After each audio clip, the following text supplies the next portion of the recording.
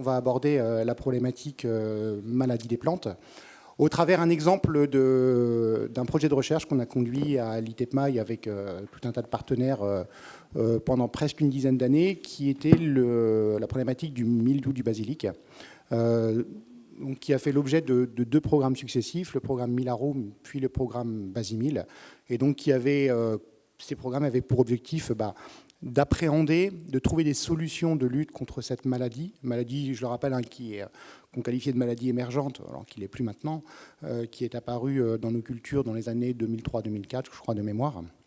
Et donc, l'objectif de ces programmes, c'était de se doter d'un maximum d'outils pour lutter contre l'impact du mildiou sur les cultures de basilic, en travaillant des approches génétiques pour sélectionner du matériel tolérant, en travaillant sur des solutions directes, que ce soit en agriculture biologique ou en agriculture conventionnelle, que ce soit sur de la modélisation, que ce soit sur de l'expertise bibliographique pour essayer d'identifier des points d'amélioration de l'itinéraire de culture. Donc on va vous parler de tout ça. Alors, plus qu'un grand discours, on avait produit un petit film qui synthétisait les objectifs et les principaux résultats de ce programme. Et donc, on va vous proposer de diffuser le petit film, s'il est prêt en régie. Un petit film qui dure 3-4 minutes, je crois.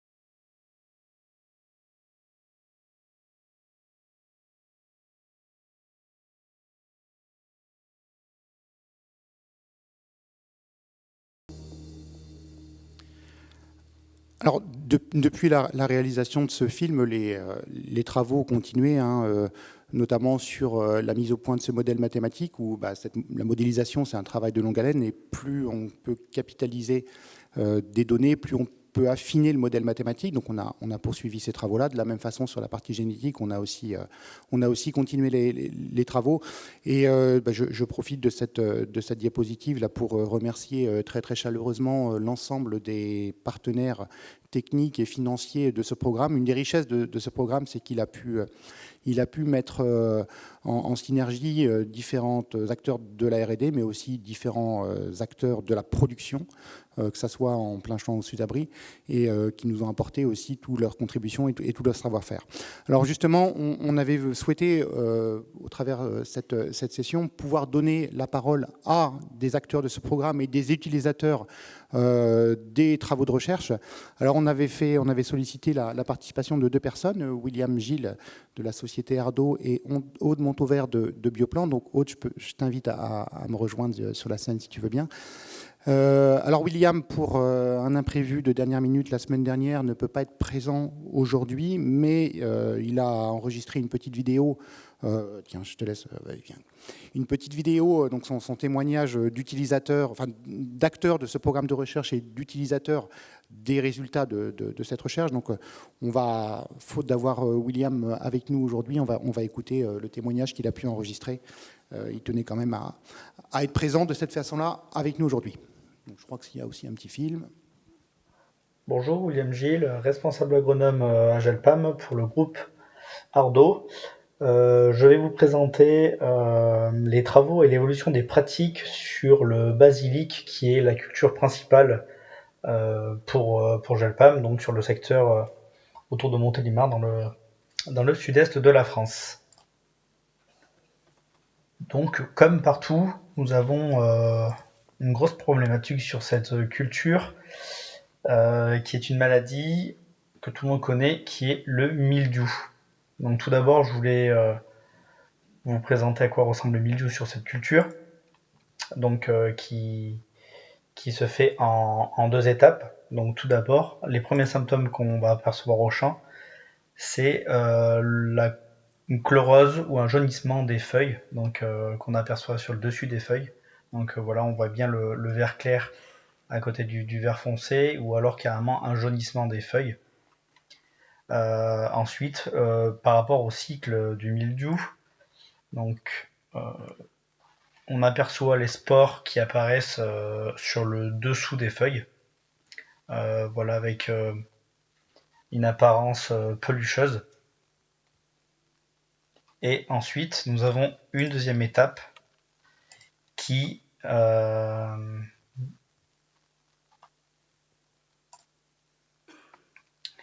est le noircissement des feuilles. Voilà, les feuilles brûlent avant de tomber, de tomber au sol, pour ensuite avoir une plante quasiment dénudée.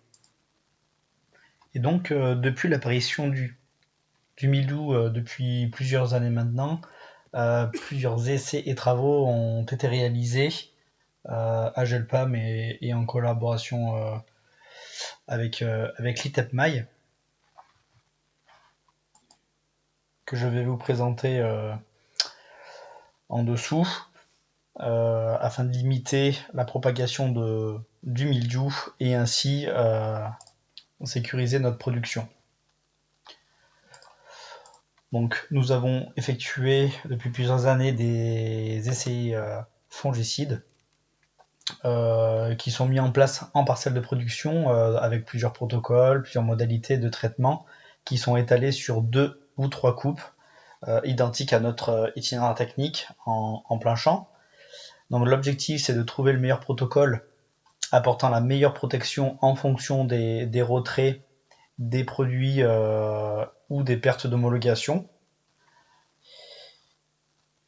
Des essais PPE, BPE en vue d'homologation de nouveaux produits. Malheureusement, ces essais ont leurs limites et nous sommes aujourd'hui à bout de souffle, puisque les solutions ne cessent de réduire avec des pertes d'homologation, des réductions du nombre d'applications, des retraits de produits, etc.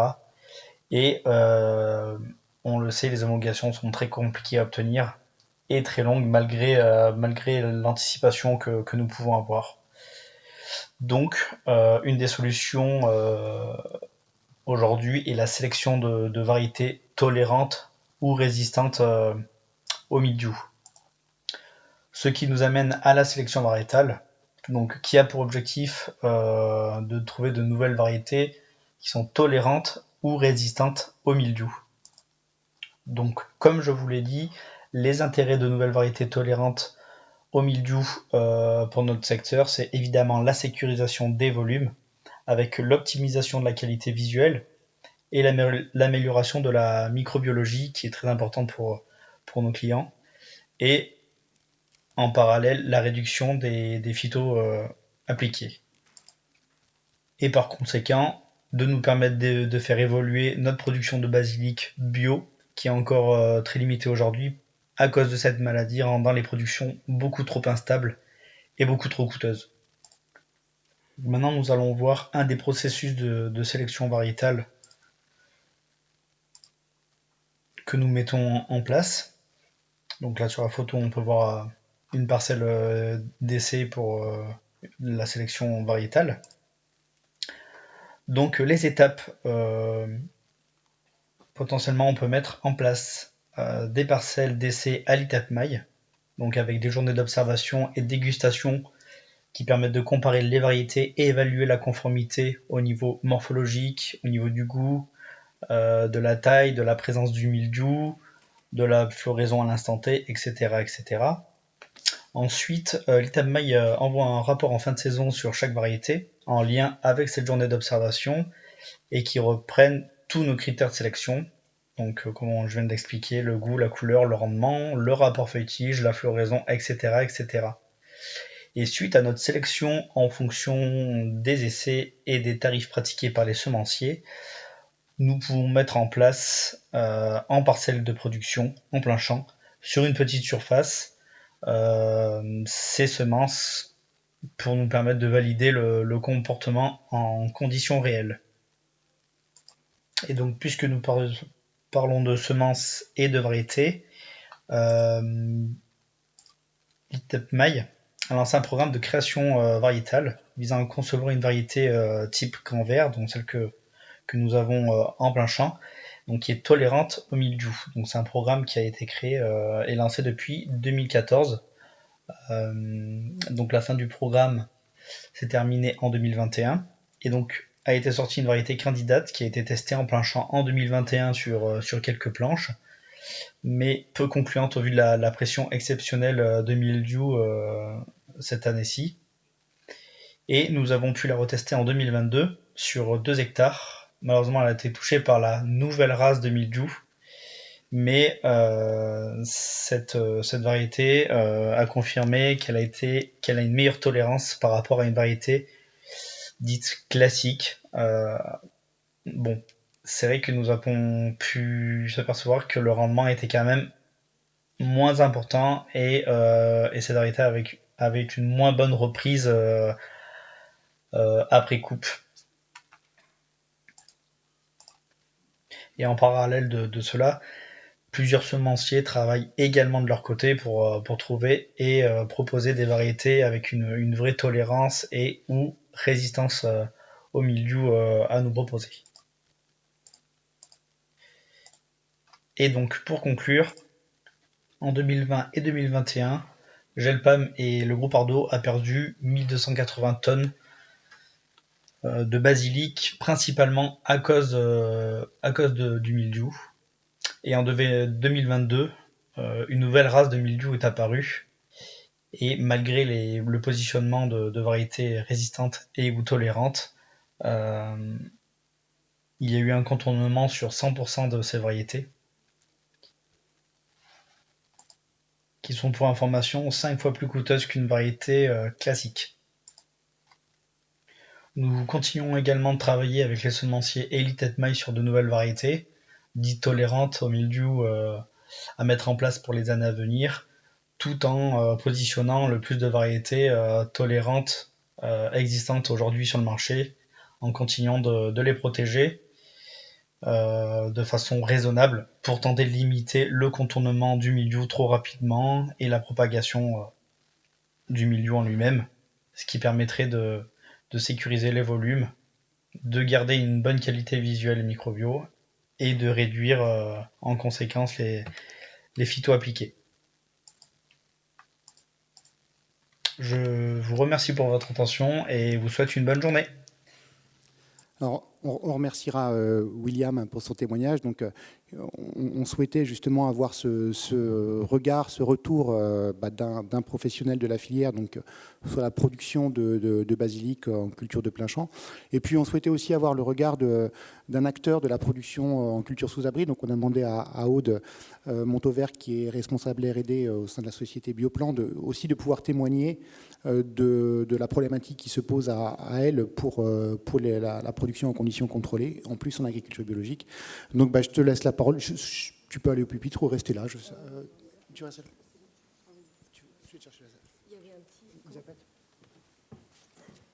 Ah oui, voilà. Bonjour à tous. Voilà, donc, moi, je suis Aude Montauvert. Je travaille à l'entreprise Bioplan. Donc, ce n'est pas tout à fait les mêmes typologies d'entreprises qu'on a pu voir dans la présentation précédente. Nous sommes producteurs de plantes en pot, donc en petits pots de neuf exclusivement. Et nous commercialisons l'intégralité de notre production en GMS. Donc, nous produisons sous des serres verts. On a 15 000 m² de serre. Alors, la petite spécificité, c'est que par rapport aux photos que je vais vous montrer, et donc c'était bien moi qui parlais dans la vidéo, on a déménagé de site, donc on a acquis notre propre outil de production. Et voilà, donc là on voit des photos. J'ai voulu illustrer avec quelques petits chiffres pour que vous vous rendiez compte de ce que représente la production de basilic pour nous. Donc nous sommes faiseurs de plantes aromatiques. Le basilic est la production principale qui représente 45% un petit peu près des volumes.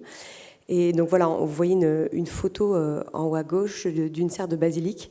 Donc la serre de basilic fait quasiment presque 6000 m² uniquement d'un seul tenant où nous avons tous nos pots de basilic au même endroit. Donc c'est extrêmement, ça peut être extrêmement dangereux en cas d'attaque de basilic puisqu'on pourrait perdre l'intégralité de notre production parce que c'est une maladie qui est extrêmement sporulente et qui peut se propager très très vite de pot en pot. Donc on a pour ça une gestion climatique adaptée à cette serre de basilic. C'est aussi l'avantage d'avoir toutes les cultures dans la même serre. Ça nous permet vraiment de choisir les conditions climatiques les plus adaptées à cette culture. Donc on ne descend jamais en dessous de 16 degrés le jour et la nuit. Et on est sur des pourcentages d'hygrométrie maximum de 80%. Donc on a tout mis en place pour justement respecter ces règles. Aujourd'hui, on travaille à peu près jusqu'à 4 variétés de basilic grand vert différentes. Encore une fois, pour ne pas mettre tous nos œufs dans le même panier, puisqu'il n'y a pas de variété miracle aujourd'hui, encore plus en bio, où on n'a pas la possibilité d'utiliser des produits chimiques. Donc du coup, ça nous permet de nous rendre compte qu'il y a certaines fois des variétés qui peuvent être plus ou moins tolérantes selon les approches. Et pour vous donner une idée, donc, en même moment, dans une serre, on a jusqu'à 170 000 pots en cours de production, sur 1 million le reste de l'année. Et toute la production de Bioplan est 100% en bio et nous produisons des basilics toute l'année. Donc en fait, on ne peut pas se dire en fin de saison, on a le mildiou, on arrête de produire, c'est fini. Il faut vraiment qu'on arrive à arrêter ces contaminations. Néanmoins, donc, on a mis en place beaucoup de, comme je disais dans la vidéo, une liste de points, justement pour essayer d'empêcher le mildiou de rentrer dans la serre et non pas en fait d'avoir à lutter contre lui parce qu'une fois qu'il est dans la serre, c'est quasiment trop tard en fait. Donc c'est ce que je disais un petit peu dans la vidéo, ça va être des mesures telles que des charlottes, des blouses obligatoires en serre, des pédiluves, des gels hydroalcooliques, donc ça déjà c'est la base. Pendant la saison, on va être un petit peu dur, mais on va interdire à tout le monde de rentrer dans la serre. Donc on peut visiter à travers les vitres. Il n'y a que le technicien de culture et la responsable de production qui sont amenés à visiter les cultures pour les raisons techniques et de suivi culturel. Donc je vous disais une gestion climatique qui est adaptée, avec des humidifications quotidiennes en fonction des températures et de la météo extérieure, des aérations quotidiennes. Également de la gestion de l'arrosage qui est très spécifique avec des arrosages vraiment très très matinaux pour permettre en fait de limiter l'humidité dans les cultures au fil de la journée. Donc les arrosages vont commencer à 4h du matin, 5h, mais à partir de le matin vers 9h, on va faire les arrosages par aspersion, mais après on arrête tout. Enfin à 11h, voilà, toutes les cultures de basilic ne sont plus arrosées jusqu'au lendemain matin, ce qui permet en fait d'avoir une après-midi entière pour faire sécher les plants. Donc la gestion optimisée des flux, qui est encore plus vrai aujourd'hui, puisqu'on a pu construire notre propre site de production avec justement une organisation plus adaptée. Et voilà, on a pu mettre en place, par rapport à notre expérience passée de serres qui ne nous appartenaient pas, mettre en place des nouvelles organisations pour gérer au mieux ces flux et limiter les croisements entre les plantes adultes et les jeunes plantes. Au niveau des graines, on essaye de travailler ça aussi. On fait des demandes d'attestation de traitement thermique des lots, ou voire même des demandes d'analyse des lots auprès de nos fournisseurs de graines. C'est pas toujours probant, c'est pas vraiment exactement ce qu'il y a derrière ou ce qui est vraiment fait, mais bon, néanmoins, c'est un sujet qu'on travaille également. Et puis aussi, voilà, il y a tout ce qui est la partie nettoyage, désinfection. On utilise des produits de désinfection autorisés en bio. Donc ça va être des produits qui ressemblent au vinaigre pour désinfecter les tablettes entre chaque culture pour limiter les contaminations. Alors, il faut savoir je ne sais pas si on a de la chance ou si ces moyens de lutte fonctionnent, mais moi, je suis arrivée dans l'entreprise en 2015, et depuis, on a eu 2 fois des attaques de mildiou. Alors, quand ça arrive, c'est pas drôle, mais disons que grâce à ces mesures, on arrive à passer des années sans se faire toucher par cette maladie. Donc là, j'ai illustré les 2 grosses attaques qu'on a eues. Donc, c'était en 2018. On a perdu 100 000 pots, et en 2021, on a perdu 130 000 pots. Donc ça paraît peut-être petit par rapport à ce que présentait en termes de volume William juste avant, mais bon, nous, en termes de production, de volume de production, c'est peut-être plus faible aussi. On a très peu de photos de ces épisodes, parce qu'il faut savoir que quand c'est le cas, on n'a pas trop le temps de prendre des photos. Mais disons que là, dans ces moments-là, toute l'équipe est sur le pont, donc c'est combinaison intégrale, tout le monde s'arme de désinfectants dans tous les sens. On essaye d'évacuer le maximum de plants par des sorties de serre qui ne sont pas classiques pour sortir pour pas contaminer tout le reste de la serre. Et voilà, de désinfecter au maximum. Et dans ces cas-là aussi, généralement, ce qu'on se dit, c'est qu'en fait, on essaie de se couper un bras pour limiter la propagation. Donc on va jeter encore beaucoup plus que même les plants touchés pour essayer de se protéger de ces contaminations extrêmement sporulentes et volatiles. Voilà ce que j'avais à dire pour illustrer un petit peu notre quotidien de producteur vis-à-vis de cette maladie. Après, pour compléter, nous avons participé au programme. Donc on a effectivement mis en test en production la variété sélectionnée dans le programme Basimil. Ça n'a pas été extrêmement concluant parce que, alors, bon, déjà, nous, on ne teste pas avec le mildiou, c'est-à-dire qu'on est bien content de ne pas l'avoir, donc on ne teste pas en conditions réelles, voir s'il est plus résistant ou pas que d'autres. Mais nous, on a des standards de production qui sont très, très exigeants, puisqu'on commercialise à 100% auprès de la grande et moyenne surface. Donc, il nous faut des produits qui soient très, très, très linéaires, ce qui n'était pas tout à fait le cas avec cette variété, où on avait un manque de linéarité. On avait parfois des petits hors-types, et pour nous, c'est impossible de commercialiser ça. Donc, ça a été la principale problématique rencontrée avec cette variété, mais on espère qu'on va pouvoir continuer le programme et essayer de pouvoir fixer au mieux les critères de cette variété pour qu'elle puisse être commercialisée, produite à Bioplan. Merci pour ce témoignage. J'avais une première question. Enfin, en écoutant William, on sent une forme plus que de l'inquiétude, presque du pessimisme sur la situation à venir, avec d'une part, il le dit, sur les solutions de lutte, peu de solutions.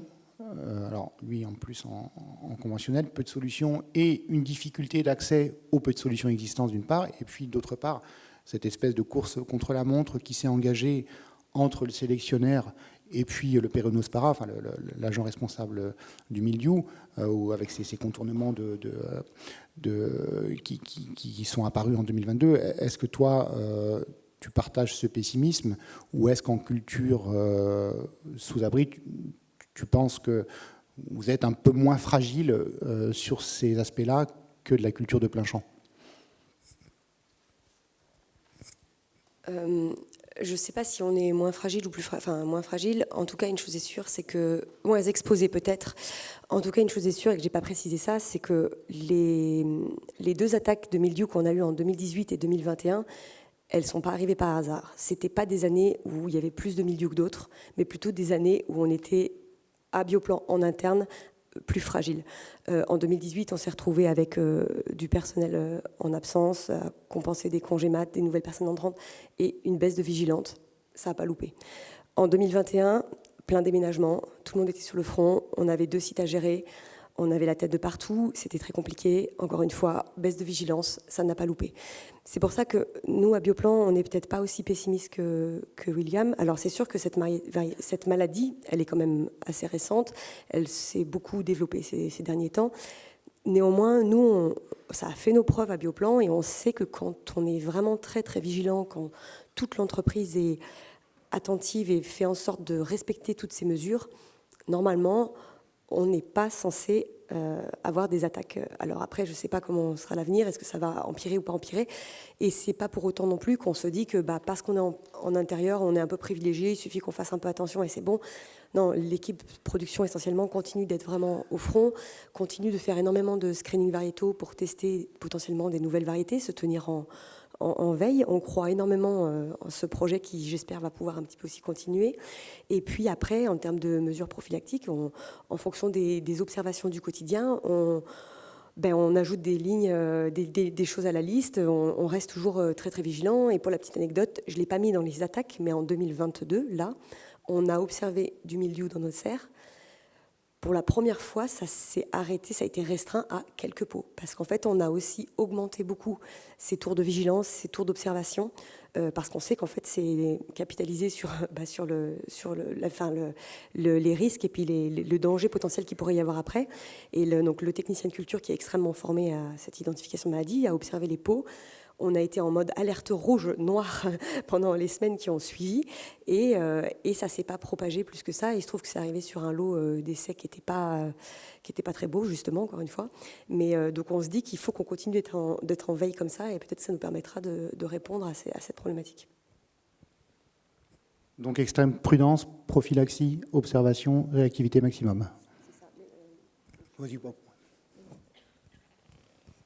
Même si j'imagine que ce n'est pas forcément facile à mettre en place pour de la culture plein champ par rapport à nous qui sommes en pleine terre, mais je reste persuadée que peut-être qu'eux, ils ont des leviers d'action que nous, on n'a pas. Ou voilà, après, je pense qu'à chaque producteur qui connaît bien son système de production et les contraintes, et si on fait vraiment les analyses, voilà, nous, on a observé que ce n'était pas arrivé dans des moments anodins.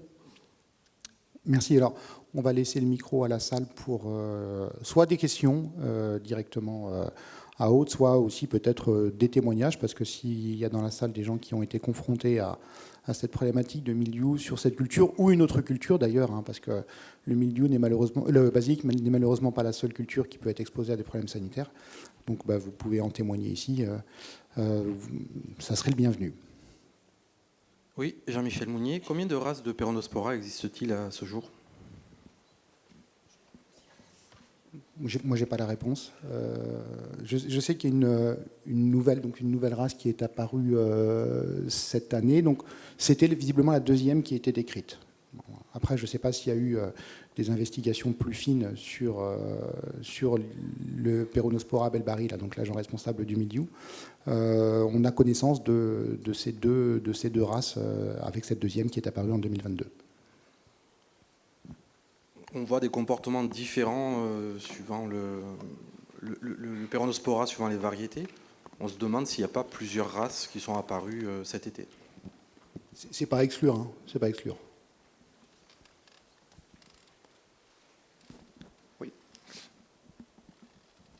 Oui, bonjour. Du coup, pour l'irrigation, vous continuez à passer en aérien. Est-ce qu'il y a d'autres solutions pour juste irriguer par le pot ou en hydroponie, enfin des choses qui peuvent exister pour éviter absolument de mouiller le feuillage, quoi. Alors, nous, à Bioplan, avant les problématiques mildiou, on était parti sur un système de production où on est tout en tablette en sub-irrigation. Donc, il n'y a pas que le basilic qu'on arrose comme ça, c'est toutes les espèces de cultures, la menthe, la ciboulette, le persil, le coriandre. Donc ça, c'est pas quelque chose qui a été mis en place spécifiquement pour le basilic, enfin pour lutter contre le mildiou. Ça fait partie du système de production. On a, quand la culture est jeune, des systèmes d'arrosage par aspersion, puisqu'en fait la plante par succion ne peut pas absorber les nutriments qu'il y a dans la solution. En fait, ça, on continue sur le basilic parce qu'on n'a pas d'autre solution que de faire ces aspersions. Mais par contre, là où on est extrêmement vigilant, c'est que les aspersions, on ne les fait pas à 17h le soir, quoi. Ça, c'est clair que c'est interdit. Donc, c'est plus sur les horaires qu'on va pouvoir jouer que sur vraiment les changements de mode de production.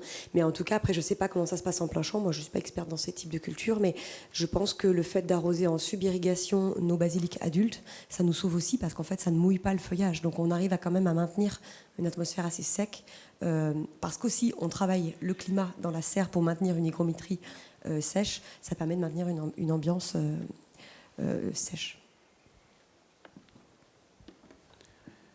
Est-ce qu'il y a d'autres questions ou d'autres témoignages?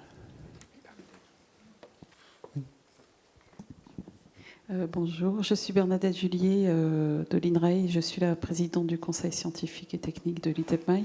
Ma question, c'était est-ce que vous avez testé des mélanges de variétés à la fois pour éviter, ralentir la diffusion de la maladie en culture et puis pour éviter le contournement des résistances par le pathogène? En plein champ, ça n'a pas été fait. En plein champ, ça n'a pas été fait. Et effectivement, c'est des stratégies qu'on voit sur d'autres cultures qu'on pourrait tester. Après, là, il y a enfin, les utilisateurs finaux le diraient mieux que moi, mais il y a une volonté quand même, et enfin, tu l'as évoqué aussi quand même dans ton témoignage, d'avoir une espèce d'homogénéité ou d'uniformité la plus haute possible du matériel qui va être récolté. Donc ces stratégies de mélange variétaux, à voir entre la réponse à ce problème sanitaire et puis derrière les enjeux de commercialisation, d'homogénéité, etc., de couleur, de hauteur pour la coupe, etc. Si tout ça est compatible, mais ne serait-ce que pour avoir une réponse à cette question scientifique, oui, le mélange pourrait être tout à fait testé. Ouais. Je ne sais pas si toi, tu l'as vu, tu as vu des différences dans tes serres. Tu disais que vous aviez 7 ou 8 variétés différentes, c'est ça, je crois? Oui, nous, clairement, on ne peut pas mélanger différentes variétés au sein du même pot, tout simplement parce qu'en fait, on n'aurait pas quelque chose d'homogène et ça serait refusé avec les standards de la GMS. Par contre, nous, en permanence, dans la serre, sur les 5900 m² dont je parlais tout à l'heure, on essaie de mettre en culture différents lots avec en moyenne 4 à 5 variétés différentes, justement pour essayer de limiter au cas où s'il y en a une qui est plus résistante que l'autre. Voilà, on se dit qu'on ne met pas tous nos œufs dans le même panier. Mais en fait, ça, c'est vrai aussi pour les autres espèces. Typiquement, la menthe, on a des menthes qui sont assez sensibles à l'oïdium. On essaye d'avoir différentes variétés. Comme ça permet de celle qui a des plus belles feuilles et qui est plus sensible, on en a toujours une autre qui est un peu moins jolie, un peu moins sensible. Voilà, mais on n'est pas allé au-delà en termes de mix variétaux, on ne peut pas.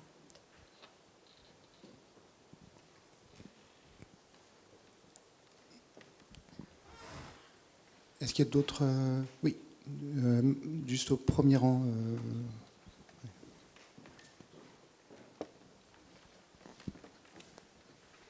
Merci. Donc Laurent Marie du KT. Pour citer une expérience que nous avions faite par le passé où on faisait des expérimentations en fleurs coupées. Donc on avait une espèce, le Lysianthus, qui est extrêmement sensible au mildiou. Et donc on testait des appareils de déshumidification thermodynamique pour limiter l'hygrométrie dans les serres. Et les résultats sont extrêmement intéressants pour limiter les risques de maladies. Et on travaille avec un indicateur pour ça, c'est la température de point de rosée qui est mesurée donc avec des sondes de température et d'hygrométrie dans les serres.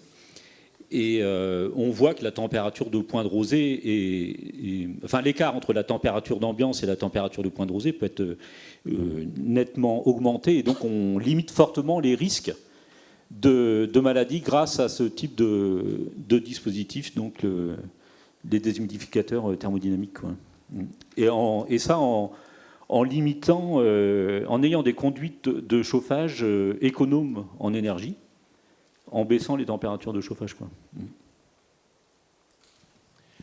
Merci Laurent pour ce témoignage. Je vous propose d'arrêter là pour la matinée, si on veut respecter l'horaire. Encore merci à toi, Aude, et merci à l'ensemble des intervenants de la matinée.